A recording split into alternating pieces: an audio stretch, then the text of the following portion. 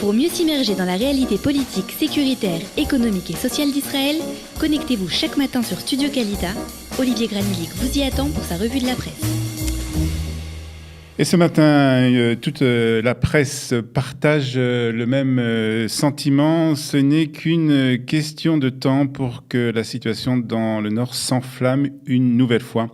C'est en tout cas les titres ce matin de la presse israélienne. Israël se prépare à une confrontation avec l'Iran. Ce n'est qu'une question de temps, écrit ce matin le Maariv en première page. La confrontation avec l'Iran se produira prochainement. Nous reprendrons et nous répondrons avec force, explique le commentateur militaire du Israël Hayom. Toutes les parties vont maintenant essayer de montrer profil bas, sachant que le prochain tour est proche. Israël continuera certainement d'agir contre le transfert d'armes au Hezbollah. Et l'Iran poursuivra ses efforts pour s'établir en Syrie. Jérusalem et Téhéran devront décider comment mener la bataille entre eux, que ce soit comme cela se passait jusqu'à la semaine dernière, c'est-à-dire indirectement ou ouvertement, comme samedi dernier. C'est ce qu'écrit ce matin Yoav Limor dans le quotidien Israël Hayom. La presse israélienne fait remarquer que le calme est revenu à la frontière avec la Syrie après un Shabbat donc très tendu. Les habitants du plateau du Golan et de la Haute-Galilée ont retrouvé une routine paisible. C'est ce qu'explique ce matin le Yediot Aharonot. Je vous rappelle que l'aviation israélienne a abattu un drone iranien qui tentait de s'infiltrer en Israël. Ensuite, un F-16 israélien avait été la cible de l'armée syrienne. Les pilotes israéliens avaient réussi à s'éjecter avant que leur appareil explose. Fort heureusement dans l'espace aérien israélien. Un des pilotes est sorti de l'hôpital. Le second est hospitalisé toujours hospitalisé, mais ses jours ne sont pas en danger, nous explique ce matin le Maariv. Ce matin, le chef de l'aviation israélienne a félicité, et c'est sur la radio Galei Tzahal qui l'a annoncé, la première, les aviateurs israéliens qui ont réussi à se sauver de l'engin qui a explosé. Vous avez pris une bonne décision, a déclaré le général Avikam Norkim, et donc qui s'est exprimé ce matin, car ses propos ont été repris en tout cas ce matin par la radio Galei Tzahal. Le Premier ministre israélien Benjamin Netanyahu a lui réaffirmé hier que l'aviation israélienne qui a effectué samedi une série de raids en Syrie a porté un coup sévère à l'Iran et aux forces du régime syrien.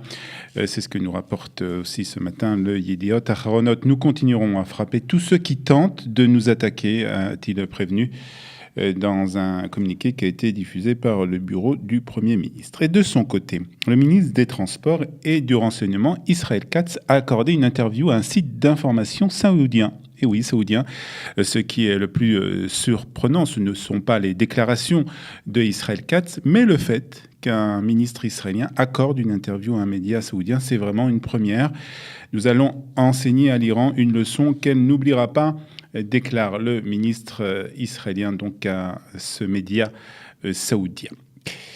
Voilà ce qu'on pouvait dire et ce que disent ce matin, en tout cas, les sites d'information et les quotidiens sur la situation dans le Nord. Les sites d'information comme le Ynet nous apprennent que les recommandations de la police concernant les enquêtes du Premier ministre qui devaient être publiées demain ne le seront pas. Ces publications ont été retardées. En effet, la publication, plus exactement, de ces recommandations vont être retardées. C'est le site Ynet nous en donne l'explication. Le procureur général Avichai Mandelblit a ordonné hier à la police de ne pas soumettre ces recommandations jusqu'à ce qu'une décision soit rendue concernant un appel qui a été déposé auprès de la Cour suprême d'Israël contre la publication de ces recommandations. L'appel a été déposé par l'avocat Yossi Fuchs, un militant du parti Abait Hayoudi.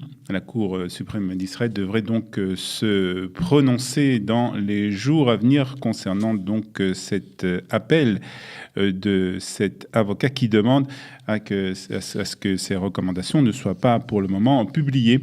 Dans l'opposition, on accuse le Premier ministre d'essayer de retarder encore la publication des recommandations de la police.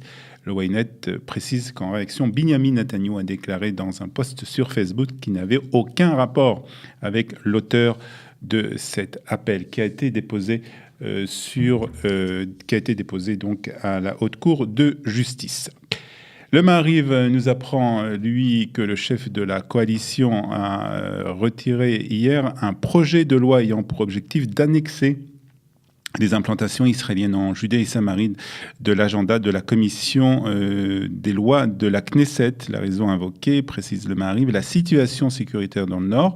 C'est un projet de loi qui a été écrit par Yoav Kish du Likoud et Betzalel Smotrich de la Baïta Yehudi et qui cherche à faire appliquer la souveraineté israélienne sur tous les secteurs des implantations juives en Judée et Samarie qui se trouvent actuellement sous l'autorité militaire.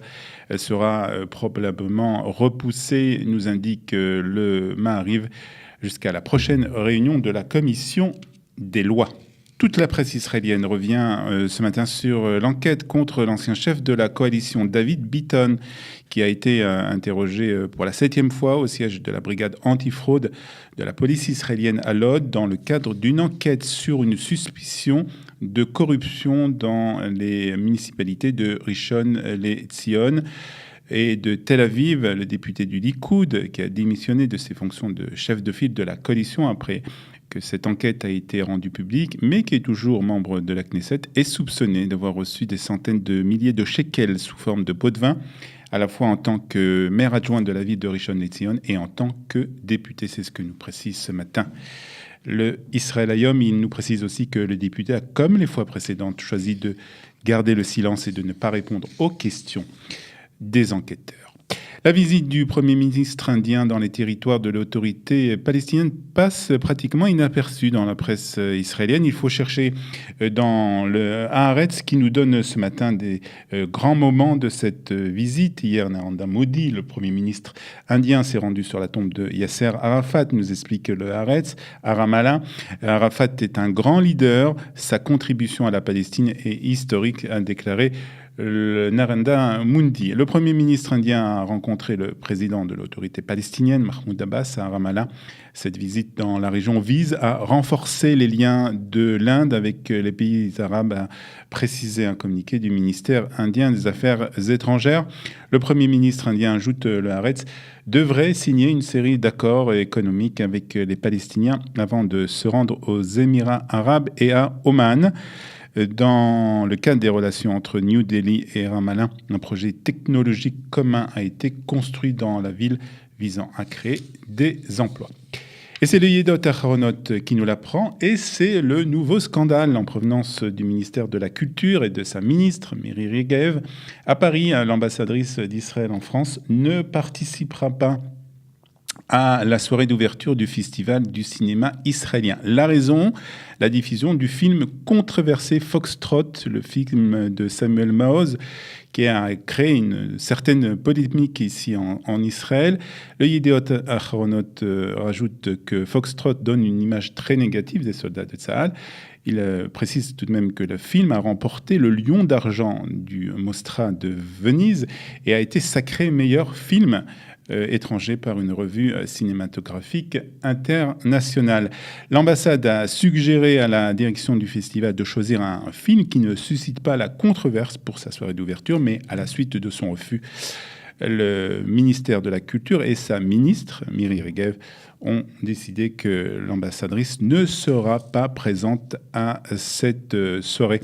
L'ambassade d'Israël en France est fière de soutenir le Festival du cinéma israélien à Paris depuis sa création il y a 18 ans et n'a pas l'habitude de se mêler au choix des films diffusés durant le festival, a précisé le quotidien. Et puis, nous terminons cette revue de la presse par le crash, un crash d'un avion de ligne de la compagnie Saratov Airlines qui s'est écrasé hier près de Moscou après avoir décollé de l'aéroport de Domo-Denovo. L'appareil a disparu des écrans radars à 14h28, nous indique ce matin le Israel Hayom. 4 minutes après son décollage en direction d'Orsk, il s'est écrasé dans le district de Ramensky, à 70 km au sud-ouest de Moscou, près d'un village, nous explique le quotidien. 65 passagers et 6 membres d'équipage se trouvaient à bord de l'appareil. Tous sont morts, ajoute le Israel Hayom. Des restes de l'appareil russe, c'est l'image du jour publiée ce matin par la presse israélienne. Voilà, il est 8h43. Dans un instant, nous allons accueillir nos deux invités. Il s'agit de Chaim Rosenfeld et de Joseph Dingy, qui est le président de la Chambre de commerce Côte d'Ivoire-Israël. Ils seront avec nous dans le studio. Pour le moment, quelques notes de musique sur Studio Kalita. Pour mieux s'immerger dans la réalité politique, sécuritaire, économique et sociale d'Israël, connectez-vous chaque matin sur Studio Kalita. Daniel Haïk vous y attend pour sa revue de la presse.